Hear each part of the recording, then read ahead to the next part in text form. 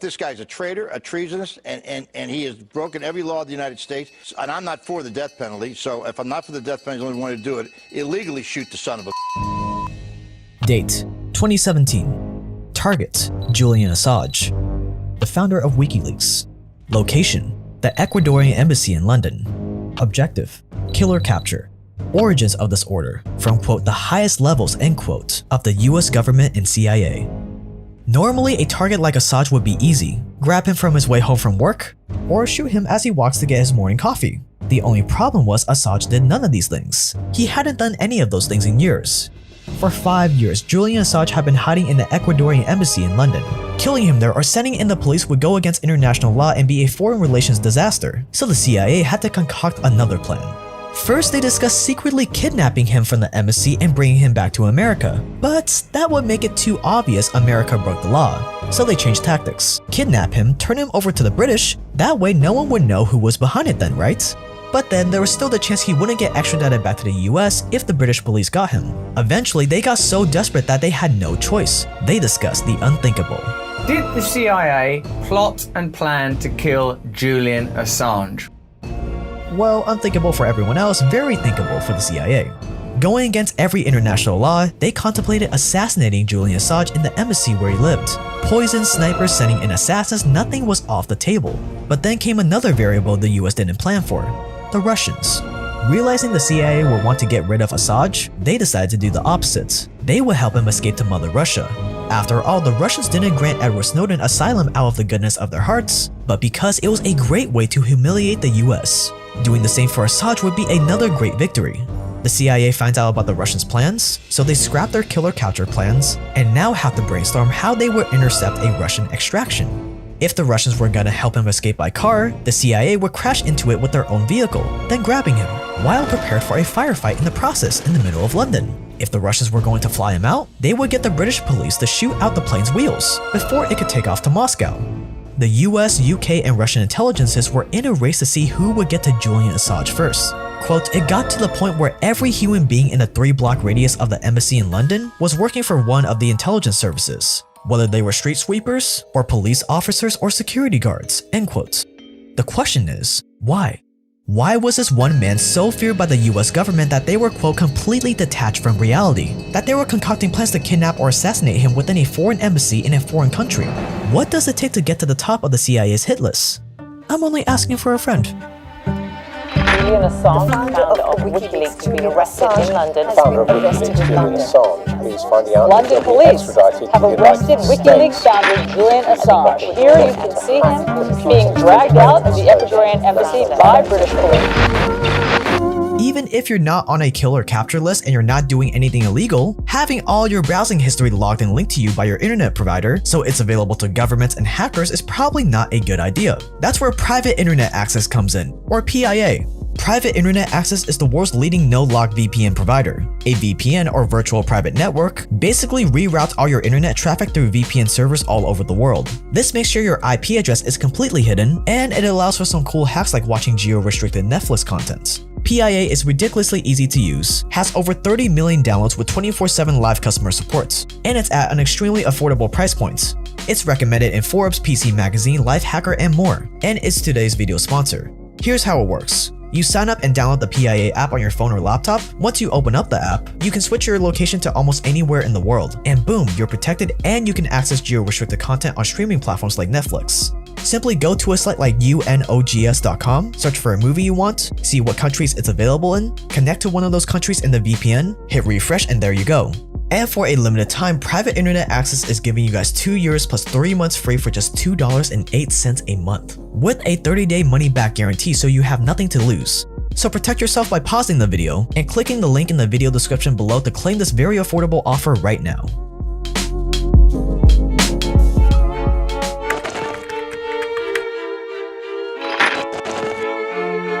Julian Assange was born in Australia in 1971, and by just 16 years old, he was already a hacker. Under the codename Mendax, Assange broke into some pretty huge organizations. What does the Pentagon, the US Department of Defense, NASA, Panasonic, and Lockheed Martin all have in common? They were all hacked by Assange when he was just a teenager. Needless to say, he was a child prodigy, the kind of person you'd only expect to see in movies. That was until 1991, when Assange got caught trying to hack into a Canadian telecommunications company at the age of 20.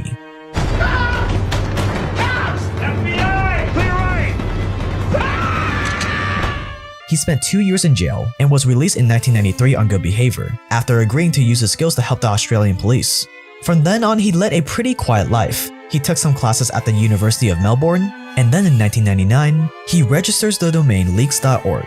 But this domain will remain unused for another 7 years until 2006, when he started the organization that would make him one of the most feared men by almost every global superpower.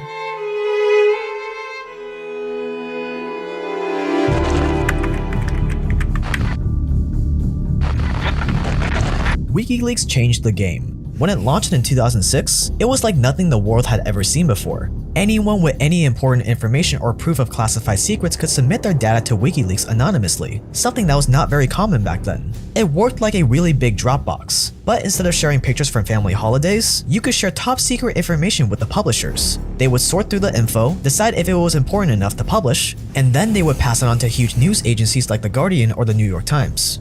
What made WikiLeaks different from other whistleblower organizations is that they could never really be charged with stealing information. They didn't do any of the hacking themselves, so to a certain extent, they were innocent, which led to one other major advantage WikiLeaks had. Since they weren't involved in stealing the information, the classified documents they published could be used in court. This was a game changer and terrifying for powerful people with dark secrets to hide. Because if the whistleblowers had published the leaks themselves, US law would make it impossible to use that illegally obtained evidence to prosecute people or governments.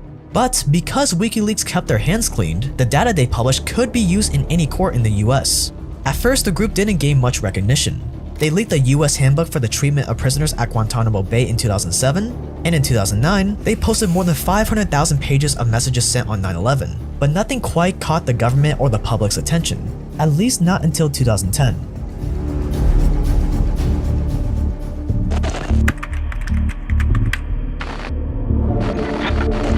In April 2010, WikiLeaks releases this video. It's a simple, low-quality video from an Apache helicopter involved in a Baghdad airstrike on July 12, 2007. Parts of the video unfortunately have to be censored for the YouTube algorithm. It's available uncensored if you want to search for it yourself. This video was an airstrike that killed 18 people, pretty standard stuff for the US military. What was strange, however, was that for a group of armed insurgents, they seemed to be walking around rather calmly, while a loud, heavily armed, unmistakably Western Apache helicopter was roaming above. But rest assured, the US military promised us that, quote, "There is no question that coalition forces were clearly engaged in combat operations against a hostile force." Move along, there's nothing to see here. But worders weren't happy with that answer, so they filed a Freedom of Information Act to request a copy of a video of the engagement, but to no avail. That was until the encrypted footage made its way to WikiLeaks. They decrypted it, titled the video Collateral Murder, published it, and this is what it revealed. These were not enemy insurgents, hostile forces that the US military shot up, but two unarmed photographers for the news agency Reuters, Namir Noor Eldin and his driver Sahid Chama. The pilots mistook their cameras for weapons, and a myriad of other casualties that didn't have any weapons or seemed to be hostile at all. The US military just tried to cover up friendly fire on journalists, and almost instantly, the video was spread to every newspaper and online publication around the world. Of course, our top story this morning, the White House blasting the release of over 90,000 U.S. military records on the war in Afghanistan. WikiLeaks.org, a whistleblower website, has published what it says are nearly 92,000 official U.S. documents of raw data on the deaths and casualties collected over the past 6 years. The WikiLeaks website released nearly 400,000 secret U.S. files on the Iraq war late today. It was the largest leak of classified U.S. files in history. Everyone came to know the name WikiLeaks and Julian Assange. Everyone, including the US government. And they were not happy. The Pentagon called WikiLeaks a national security threat. The person who leaked the video, Chelsea Manning, got caught, not because of WikiLeaks. She was arrested for leaking the video and thousands of other classified documents to the organization. They tried to block off WikiLeaks' funding, but the organization just moved to Bitcoin. But at the end of the day, they couldn't arrest Assange for publishing the video, since he had no involvement in stealing it. But just a few months after leaking the most embarrassing clip against the US government in recent memory, Julian Assange was accused of a crime. A crime that would conveniently discredit him, discredit WikiLeaks, and discredit any other leaks they would publish in the future.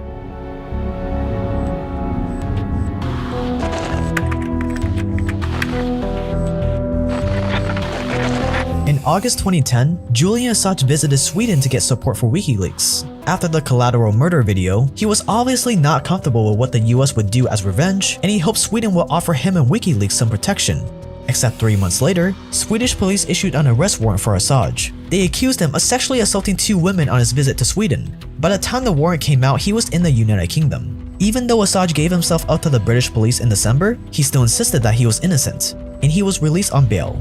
And he had his suspicions. Wasn't it a little too convenient that just as WikiLeaks rocked the world with the collateral murder video, Swedish police accused him of committing a crime that would discredit his character, his organization, and any information he shared up to that point? At least that's what Assange believed. He spoke of Sweden's quote, very poor judicial system, end quote, weakened by external political meddling, careerism, and a culture of quote, crazed radical feminist ideology, end quote.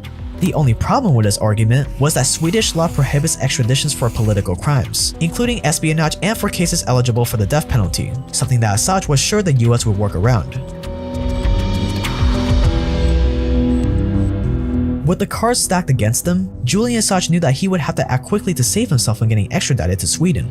If he was put in jail, in his mind, there was no doubt the US would find a way to extradite him back to the US for whatever crimes they would charge him with soon. And on May 30th, 2012, the Supreme Court ruled Assange would be extradited to Sweden to stand trial for the accusations. The only problem was, no one knew where Assange was. He'd been cut out on bail for the whole trial, but after the Supreme Court ruling, he seemed to have disappeared into thin air. He hadn't left the country, the British government was sure of that, but where could he have gone? No one would find out until it was too late. At the moment, he was at the Ecuadorian embassy in London, negotiating being given asylum by their government.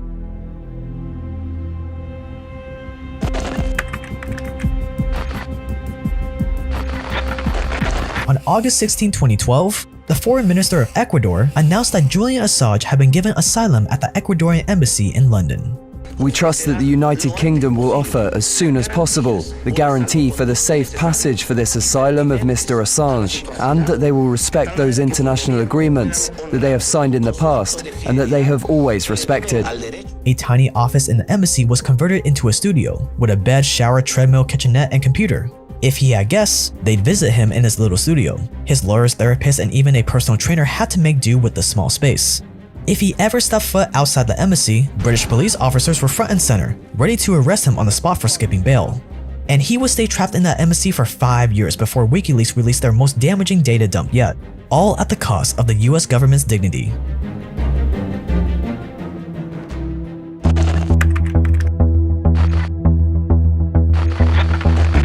Julian Assange was a target for the US government under both President Obama and President Trump. He embarrassed the military, showed them how weak their security was, and on March 7, 2017, he released what they called Vault 7, arguably the most embarrassing data leak in the history of the CIA and the US government. What was in Vault 7? All the internal documentation regarding the CIA's ultra-secret hacking division and its tactics. The guys who were supposed to be the best hackers in the world had apparently been hacked. This breach was not just embarrassing, it took away years of agency pride and dignity. The organization tasked with keeping America's secrets couldn't even stop a leak of their most classified information. Vault 7 had it all. Details on electronic surveillance equipment, cyber warfare weapons, and how they could break into almost every cell phone operating system on the planet. All out in the open for the world to see. Agency officials used to quote, laugh about WikiLeaks, end quote, mocking the State Department and the Pentagon for allowing so much material to escape their control. But now, it was their turn. And for the CIA, revenge wasn't even a question, it was the only answer. Their blood was boiling and all they could see was red. An example had to be made, and the main targets? Of course, it was Julian Assange.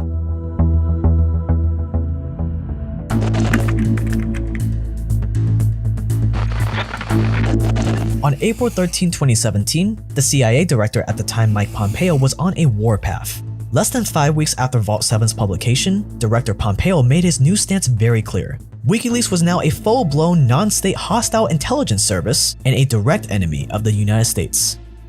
WikiLeaks walks like a hostile intelligence service and talks like a hostile intelligence service, and has encouraged its followers to find jobs at the CIA in order to obtain intelligence. It's time to call out WikiLeaks for what it really is.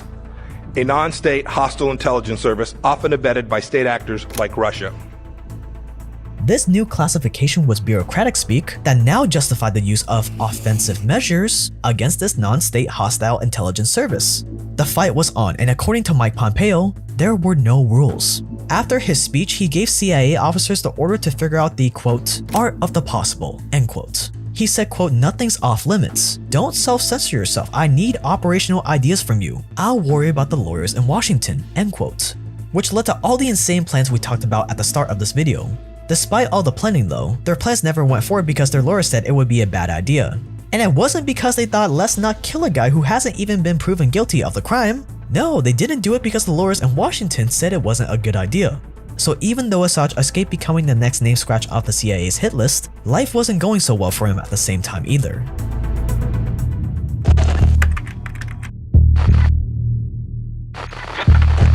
Spending more than 6 years as a guest in someone's house seems like a bit much, so it wasn't totally surprising when the Ecuadorians finally started getting tired of Assange in 2018. Apparently, he refused to clean up after his cat Michi, also known as the embassy cat, and started getting on the nerves of the Ecuadorian government by posting damaging information about the new Ecuadorian president, Lenin Moreno, on WikiLeaks. At least you can't say WikiLeaks is biased. Exposing your host and leaving your cat's poop all over the place doesn't seem like the best way to stay in someone's good graces. So in July 2018, President Moreno said he wanted Assange out as soon as it was safe for him to leave. In October that same year, Assange tried suing the Ecuadorian government for cutting his internet access and threatening to turn him over to the UK police. Pretty odd, and things only went downhill from there. It turns out that UC Global, the company the embassy paid to keep Assange safe, had been spying on him for US intelligence all along. The same company the embassy paid more than $5 million to over the last 7 years. Assange had become more trouble than he was worth, and the embassy was about to cut him off.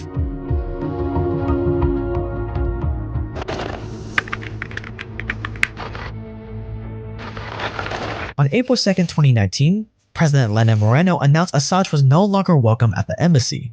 The reason? It had everything to do with Assange violating the terms of his asylum, and had nothing to do with the fact that WikiLeaks had published pictures that linked Moreno to a corruption scandal. Assange had very little time to prepare when 9 days later, the Ecuadorian government invited British police into the embassy to arrest Assange on the basis of skipping bail. That very same day, Assange was found guilty and sentenced 50 weeks in prison starting May 1st. The US's time had come. Assange had been secretly indicted over a year earlier in March 2018, and on the same day he was arrested in London, the indictment was unsealed. He was charged with conspiracy to commit computer intrusion. A month later, while serving his sentence in the Belmarsh prison, the US added 17 charges to the list. The maximum sentence? 170 years in prison. 170 years for the leader of an organization that wasn't all that different from other news agencies that published leaks. At his extradition hearing in May 2019, Assange said, quote, I do not wish to surrender myself for extradition for doing journalism that has won many awards and protected many people, end quote. On July 4, 2021, a judge denied the extradition request on the basis of Assange's mental health making him a suicide risk, but he was also denied bail because he's a flight risk. So for now, Assange hangs in limbo.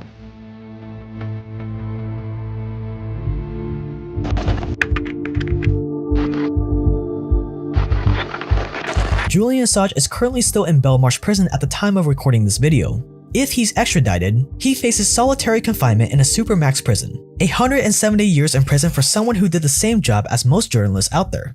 Where I wouldn't be surprised if he met the same fate as our friend whose first name starts with a J and last name starts with an E. Time will tell what the future holds for the whistleblower pioneer. For humiliating both our elected leaders and the media class, Julian Assange's life has been destroyed. What I think he's done is spoken truth to power. That should not be a basis on which you end up in prison. Ultimately, he should come back to this country to face trial. I think he should be punished. When China demands the extradition of a Canadian journalist, what happens when Saudi Arabia does the same thing about someone living in Argentina? We are setting a precedent right now that we are going to live with for the next 100 years.